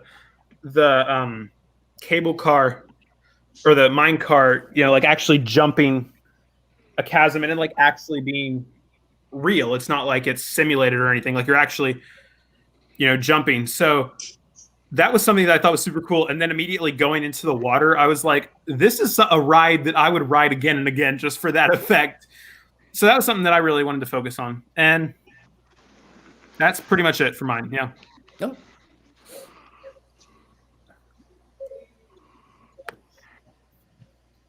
New Hanover was me.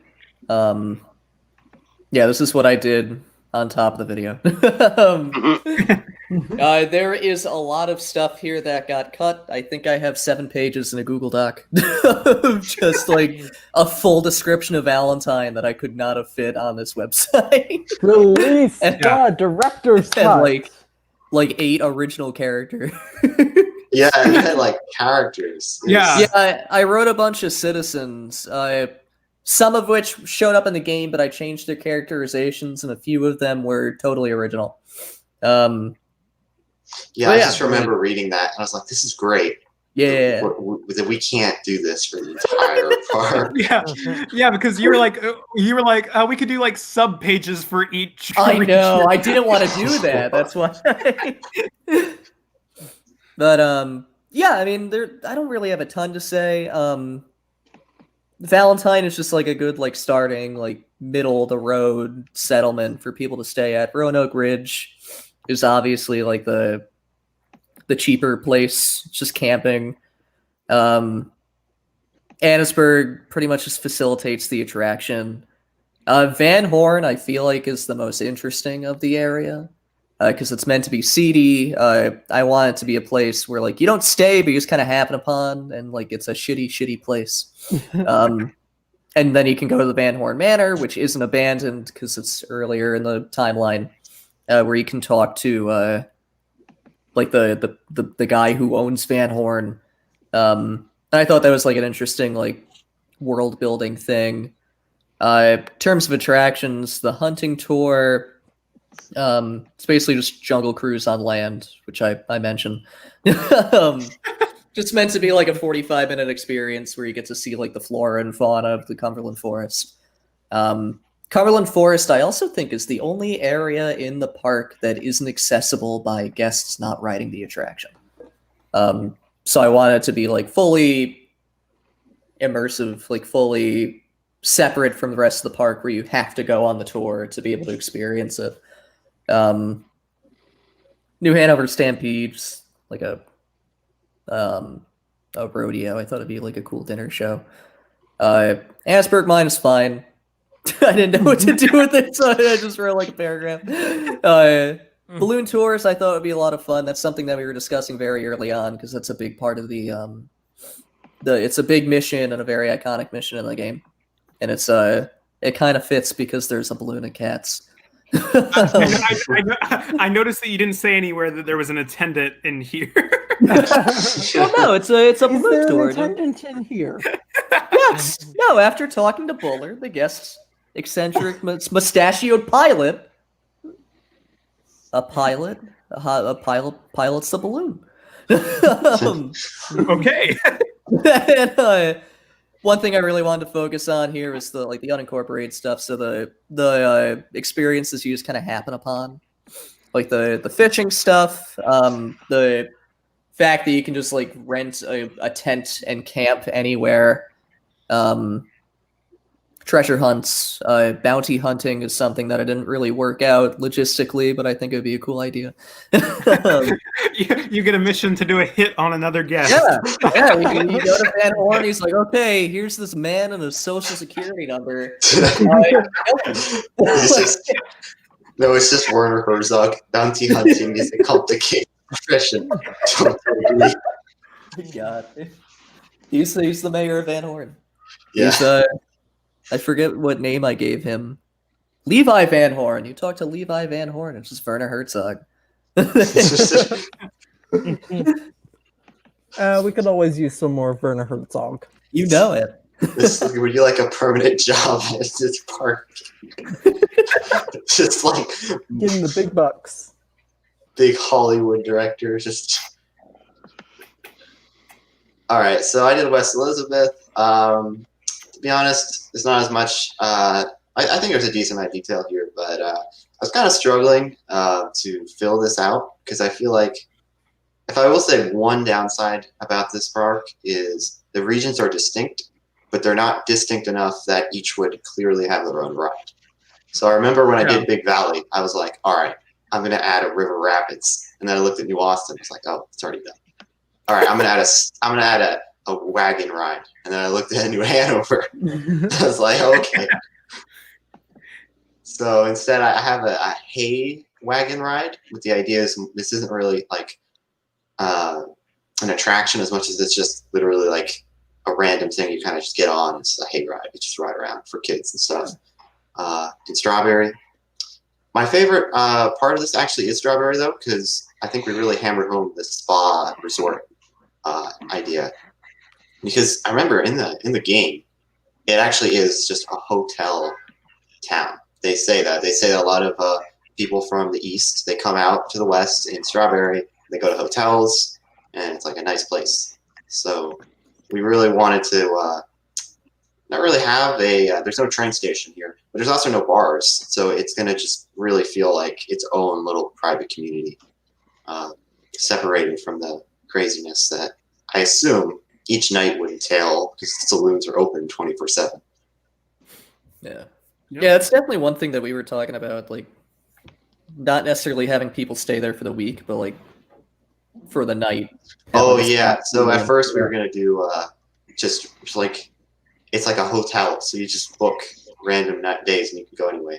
But I prefer the week. Yeah. Yeah. It gives an creates outline to like a story. Yeah, exactly. Yeah. Which I guess we're going to right now because Blackwater is where the story kind of starts, and I can briefly talk about that. Great Plains. Hey guys, how much more do you have to go through?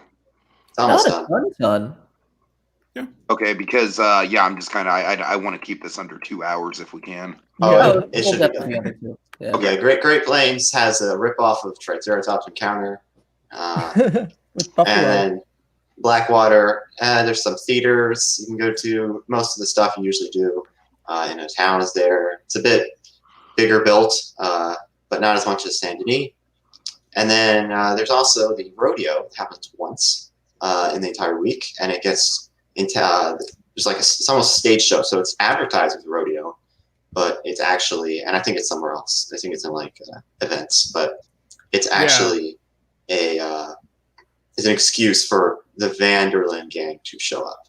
And that's really the only time that we bring them up. They can be found around the park, but there's so many original characters. They won't be like only Vanderlyn gang members. So overall, I think it's really cool. Tall Trees just has a challenge trail. It's just like Redwood's challenge trail and DCA, but maybe a bit bigger. And that's pretty much it for the park. Yeah.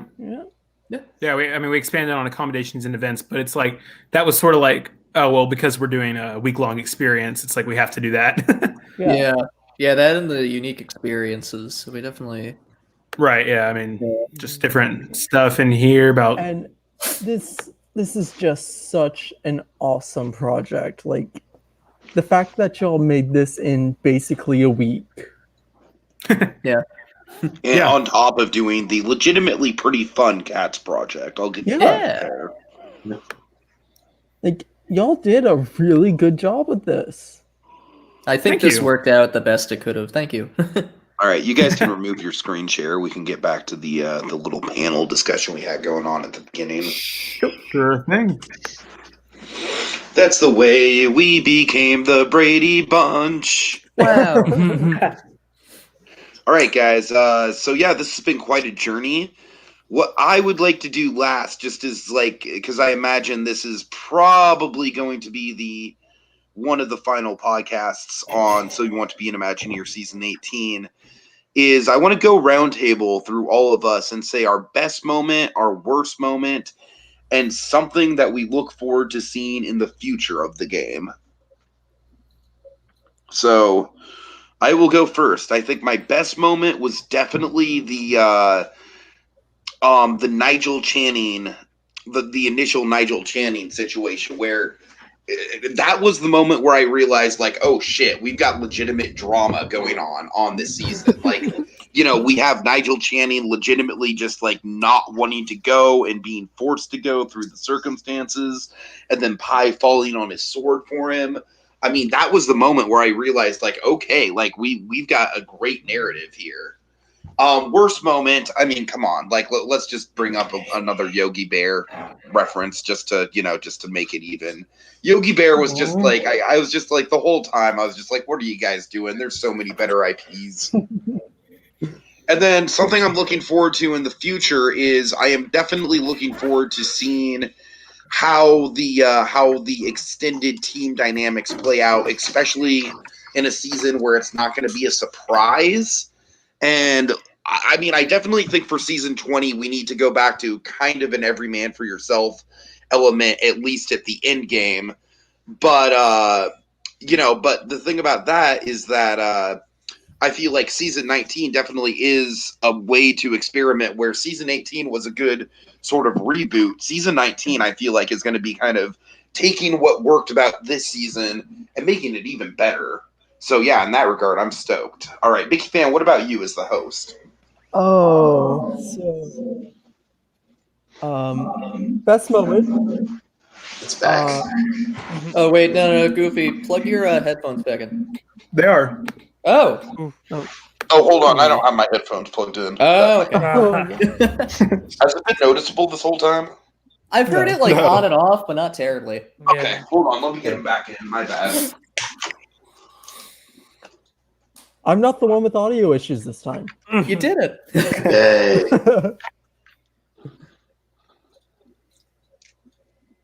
Wow. No. Great job, everyone. Yeah. All right. Yeah. Oh, okay. I'm glad I won. So best moment, I think for me, it really has to be, seeing this entire season come together from almost the initial conception. Just after Sorcerer's Apprentice was when Tiki brought TMNT on. And like this has been such an amazing journey for me, and just that in so many words, basically my favorite is almost the entire season. Cheesy as it sounds. And then worst for me is my sheer fucking hubris in the anniversary. Oh, you were so sure. That was just so me being the adult with more life experience than you, Mickey Fan. I was just like, oh sure, this anniversary project's gonna go over well. Sure it is. Yeah, just some sheer fucking hubris on my part. And then what I'm looking forward to is I really want to see what new things will bring in that keep the game fresh but still keep it going. One thing I should tease for season 19, I think we need to bring back Walt's Vault. Walt's Vault took a hiatus for season 18. What is Walt's Vault? Oh boy, Joker. So it's another secret power, basically. I forget how you get it, but it's so you're given it around from player to player. Yeah, but how? Because one player gets it at the start of the season, and then they have to pass it to someone from the opposite team, and then that person has to pass it. Yeah, and I was so it's a hot potato thing. Yeah, so it gets passed from person to person, and you don't have to open it, but you don't know what it is until you open it. So that's how I got screwed over, where I opened it because it was the very first project, and then I immediately got sent to Outcast Island. Still won. Yeah, I did. Came through in the end. Got that Lost project, then I don't even remember what the final project was. Hey, I'm gonna be honest. I respected the judges a lot. Like, you did a great game. But honestly, the advantage I had, I was so determined to get it. Like those 4 weeks, I was like, I'm gonna get it. It's gonna be great. And then once I had it, I was like, wait a minute, this isn't actually helping me. If anything, it's made me like. I don't think it made me enemies, but it was really an intense situation having to save Ace. Sure. Wait. It was a great situation. So that was the preseason, right? Yeah. Yeah. Man, I was brought in like 3 days before the season started. Should have come in earlier. Man. Well, there was this whole thing with like SYWTBAI. Yeah. Oh god! Oh my god! How many projects was it? That's 3 so projects or good. 4 projects? There's 3 projects, and Three it projects. was bad. It was like one of those things where I pushed myself to the limit in the second project, where I had to keep upping myself. Yeah. Yeah. It was so good. Thank you. Honestly. Yeah, I really liked it. All right. So, You pushed yourself all hard on that to win it, to then save me, who didn't even do any of the preseason projects. Yeah, and then you didn't even vote. Like, that's okay, but yeah, like because let's think about it. Wait a minute. Mhm. Okay, so say theoretically, I don't get it. I don't use it on Ace. Ace is still in danger, so Ace say plays really hard, and then somehow Ace wouldn't have that negative stigma the next round, right? I would have won the game. So then no, wait a minute. You would have. Yeah. Because Ace would have 100%. gotten through. Jokers wouldn't have, right? Because Tiki said like it was a close toss up, whatever. Mhm. And then Ace would have had a Cats project, and Yeah, it would have I would've just won. been a total win. Mhm. That's crazy. So this is all your fault. So I'm glad I didn't vote for you. But yeah, in my opinion, honestly, I think advantages just in general aren't necessary.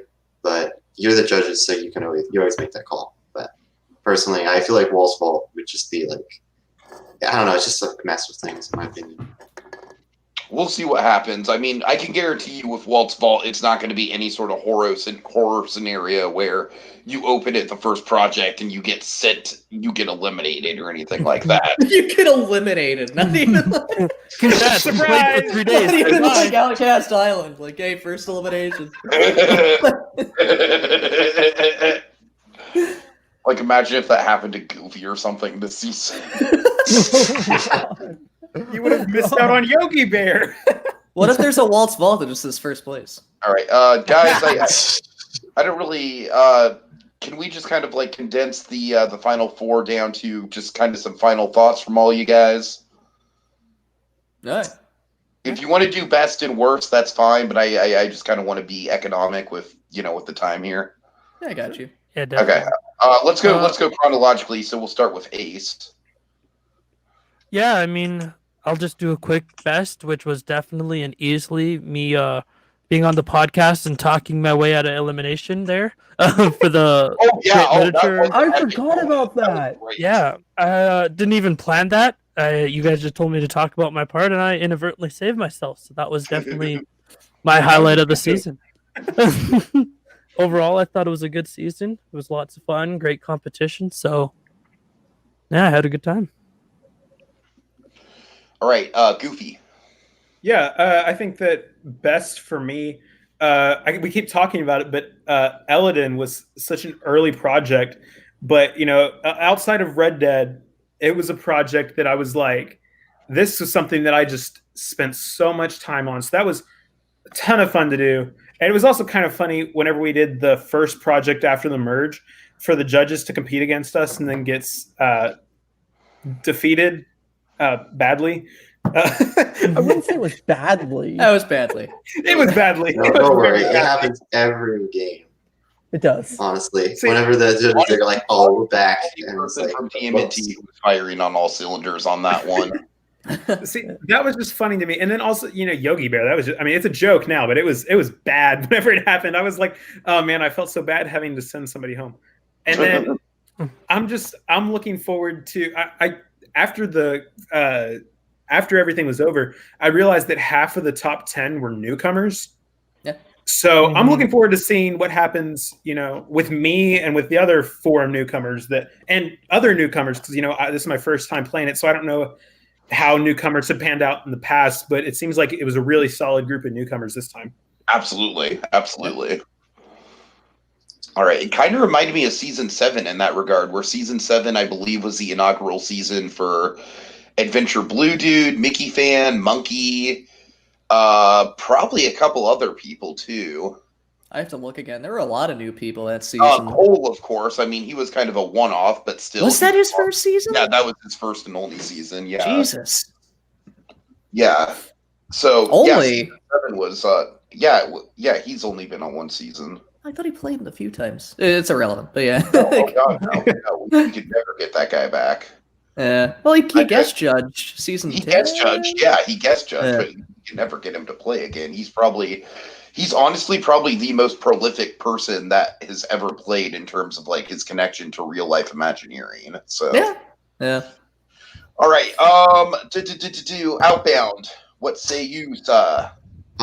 For best, honestly, this was I know I've played in some games before, but this was my So You Want to Be an Imagineer debut. And I have to say, this is the best game I've ever played compared to Sorcerer's Apprentice. I mean, that game was great. You don't have to flatter us. You already lost. I know, but it's true. No, actually, because there's just something about it. There, on one hand, the teamwork was great. Everyone was like firing on all cylinders. And second, I don't know, something about like the way we're slowly getting eliminated. It was really intense. Everyone was trying to do better, and everyone, I think, was really positive at the same time. So it's just a great experience. And playing on teams again, I think it's just great. Worst, honestly, probably just cats. Learning about it and then watching the movie. The project itself wasn't that bad once we made a joke out of it, but I'm still up to Ace giving his cats bark.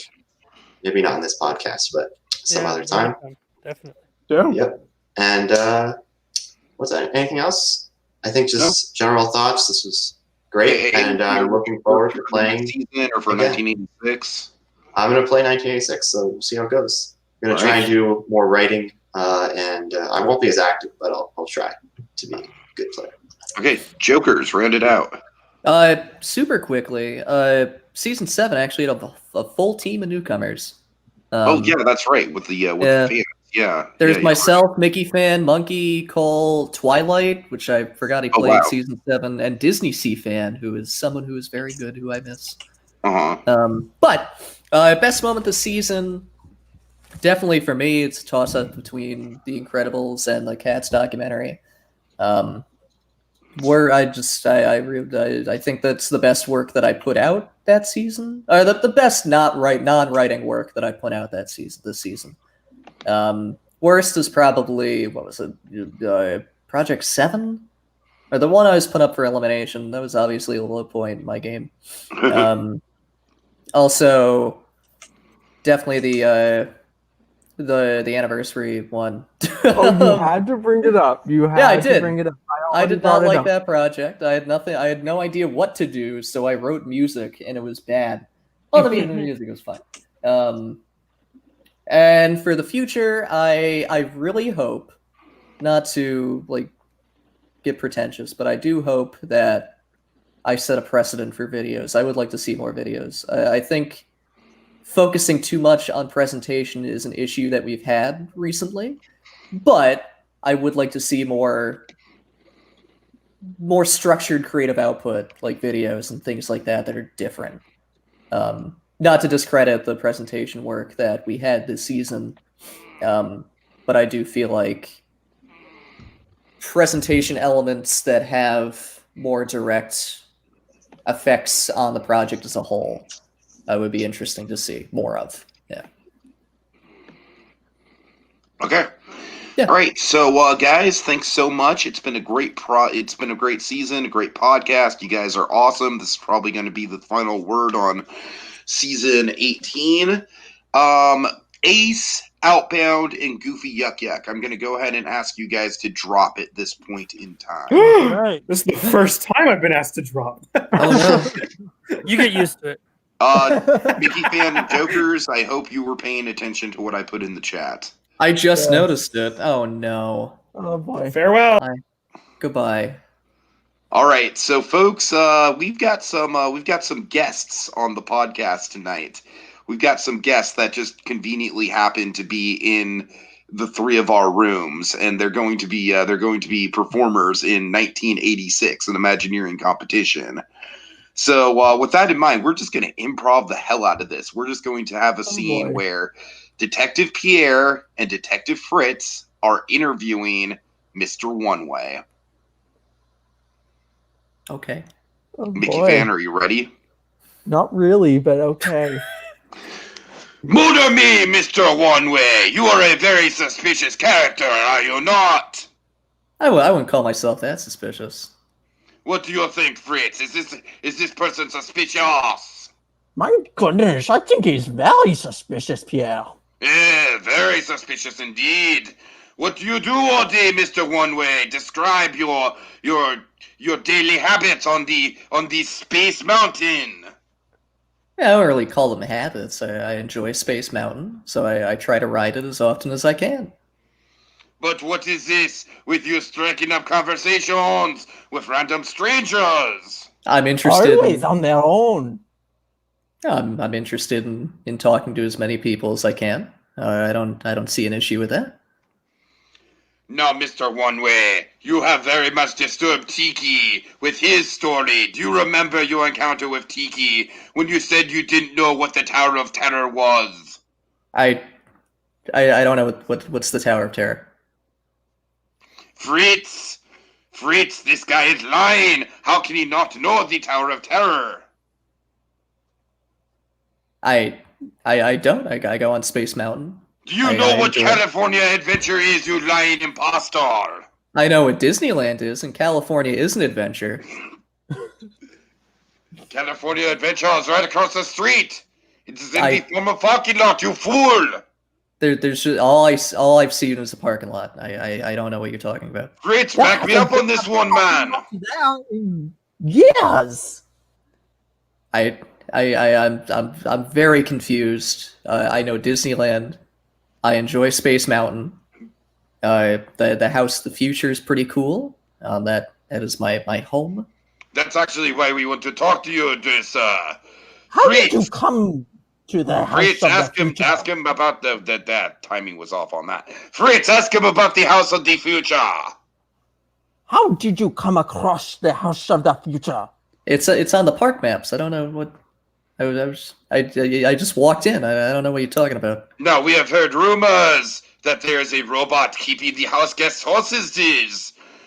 What do you think of this evil maniacal robot, Mr. One Way? I wouldn't say they're hostages. I'd say that they're just they're guests. You are keeping them captive.